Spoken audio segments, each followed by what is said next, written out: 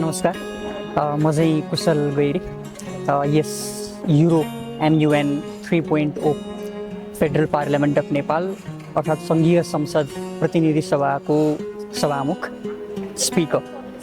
म चाहिँ यहाँ चाहिँ पहिलो संस्करणमा पनि आएको थिएँ र मेरो भूमिका समान नै थियो, अर्थात् प्रतिनिधि सभाको सभामुख भएर नै भूमिका निर्वाह गर्ने मैले अवसर तथा मौका पाएको थिएँ।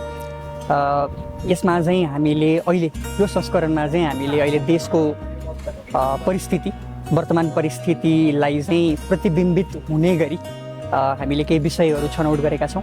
त्यो विषय भनेको चाहिँ संविधान संशोधनको विषय हो।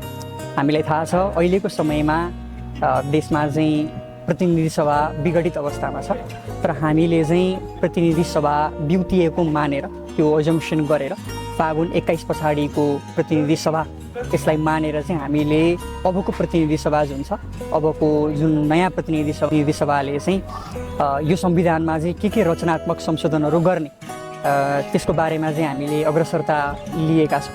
आज पहिलो दिन हो। यो 2 दिनमा चाहिँ पक्कै पनि हामीले बनाएका जति पनि माननीयज्यूहरू हुनुहुन्छ उहाँहरूबाट चाहिँ रचनात्मक संशोधनहरू आउनेछन्। त्यसलाई हामीले चाहिँ डकुमेन्टेसन पनि गर्नेछौँ, लिपिबद्ध पनि गर्नेछौँ। त्यही नै हो। हामीले खासमा चाहिँ देशको वर्तमान अवस्था कस्तो छ र यसलाई निकास दिनको लागि चाहिँ अब आउने प्रतिनिधि सभाले चाहिँ के गर्नुपर्छ, के गर्दैछ भन्ने कुरालाई नै हामीले प्रतिबिम्बन गर्ने जमर्को गरेका छौँ। र यो सुनौलो अवसरका लागि चाहिँ युरोप स्कुल छाउनीलाई चाहिँ म कुशल गैरेको तर्फबाट चाहिँ कृतज्ञता पनि व्यक्त गर्न चाहन्छु।